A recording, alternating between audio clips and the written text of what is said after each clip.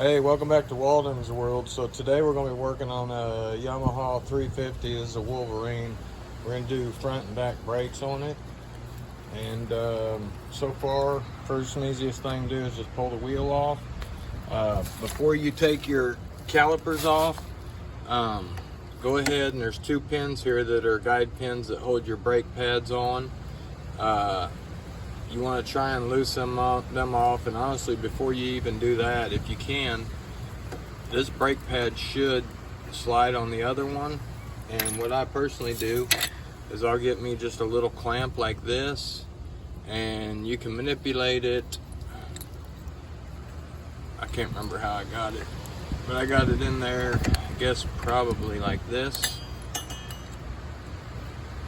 And once that pad's up just a little bit further, get it in there, and you can press those pads all the way up, push your piston up, and that way your new pads will go and work.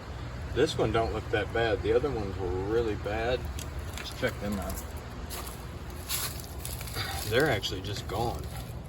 You can see there that pretty much just metal on metal, and he's about to start tearing up his rotor there. So we'll get these off. I broke these off. Now if you have a problem doing that, go ahead and use like a heat gun and some PB blaster and heat that up with the heat gun, and they should pop out. These were really tight. PB blaster and a heat gun though, or if you got a hair dryer, put it on high. And we'll go ahead and get these off and get them changed. All right, brake pads are out. That pin I'm gonna clean up real good before I put it back in, or I'm gonna have problems getting it back out again. And we'll get these brake pads changed and put them back in. Let me show you real quick how to use the deal here. So you can just get you a little clamp like that right there, and you want to try and get right in the middle of the piston, and then just go ahead and push that piston back in.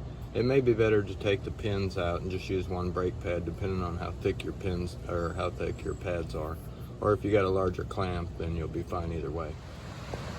So you can see there's like less than about 1/8 of an inch of that piston. So you need to push it in pretty far to be able to get those brand new pads on, because they're going to be a lot thicker than some of the ones that are you're taking off.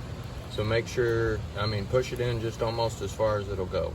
If you still got these little clips here, you can put them on behind your new pads. And also make sure you've got a tensioner on the bottom of there. Make sure that's in there. That's what keeps your brake pads aligned up there.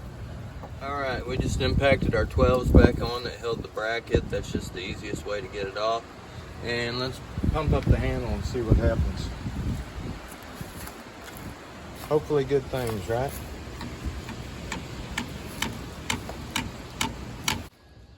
All right, so I got the lid off, and that looks pretty bad. We're gonna go ahead and use that. I'm gonna suck out the master cylinder here, and then we're gonna bleed out the calipers. I've got a whole 16 ounces of brake fluid, so we'll be able to get this clean, hopefully, before the mosquitoes get me. All right, so we're gonna do the rear brakes on a Yamaha 350. This is a Wolverine. First, take the wheel off. Next, we need to get this clip off here. So I got some pliers. You can get some needle nose or something like that, and we'll get this off. And we want to get this hub off for the wheel. So we'll need to take that off. Shouldn't be on there real hard. And then we'll get to the brakes. Got 10 millimeters all the way around here. We'll pull that off, and then we'll see the brakes.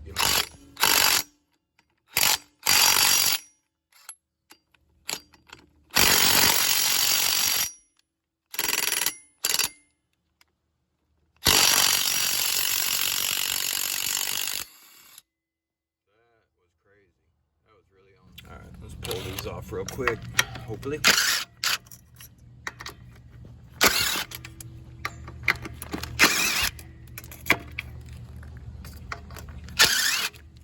We're also going to put a new rear brake cable on there, which is sitting right there. And let's not lose all these. This piece fell out. All right, we got the cover off, and then your drum bell, and we'll need some needle nose to get these off. This smells like it got really hot, so we'll have to make sure everything It could be because that back brake line was locked up. I bet the brakes were on. So make sure, actually the hub feels good. We don't have a lip on there, so that'll be fine. Let's get these off though and make sure everything's working good. All right. When you're getting these on, that may get caught on that bolt, so just pull this back and that'll put your brakes on just a little bit, and that way it'll slide over the bolt, and then you can use a pair of a screwdriver or flathead and help it make it get past there. All right, let's get that. All right, we'll get these new brake shoes on. First thing I do is get them on here, and then I can spread this apart.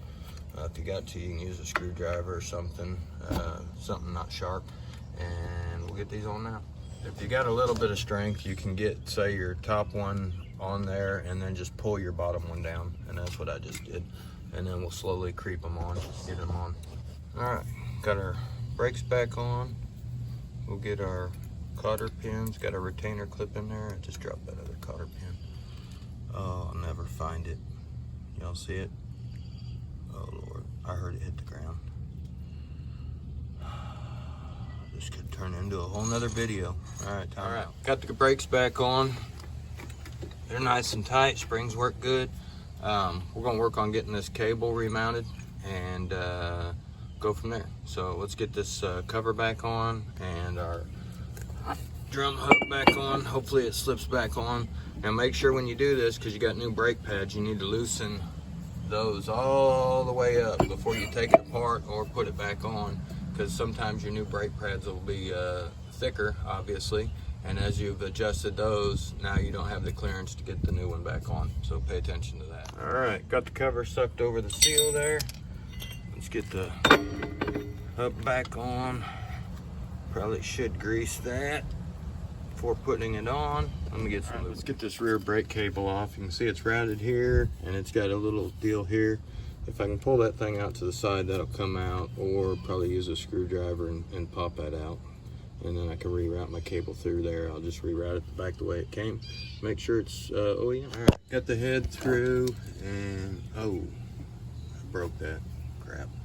All right, let's go to the other side. I think I gotta take off the footrest. All right, in front of the wheel there, I'm gonna pull that shroud off and get to my stuff, see what's going on.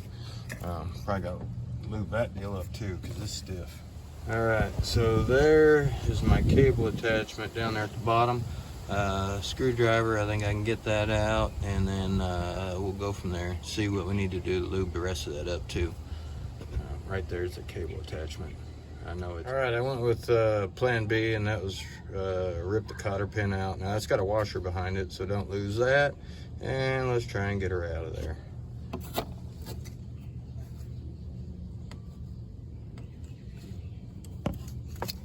There's gonna be a pin we'll have to push out. I'll have to do that with two. All right, there's a rubber cap on the end of that cable, and then hopefully I should be able to just pull that out and hook my new cable up in there.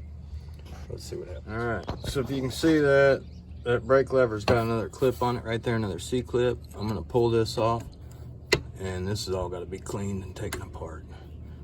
Don't lose that in the grass. There's another washer behind it. This thing is not, I've got vice grips on it. They ain't moving very good. I'm gonna try and get that off one way or another. It is coming off. Probably have to pull them springs off first with some needle nose, and then we'll get rid to the rest of that. Well, cleaning off the end of the shaft and a lot of liquid wrench, and had to use that. I just used that one arm to pry behind there.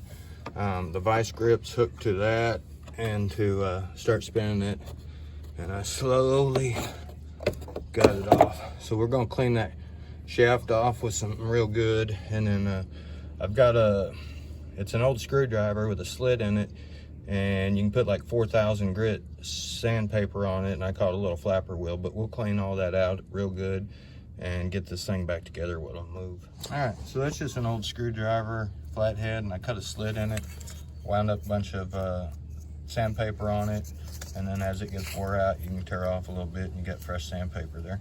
So we'll put that in there and get this cleaned up. You can see it's pretty rusty. So let's see if we can get her nice and fresh. Okay, I got her cleaned up. Let's put her on and see how she does. All right, that's a lot better.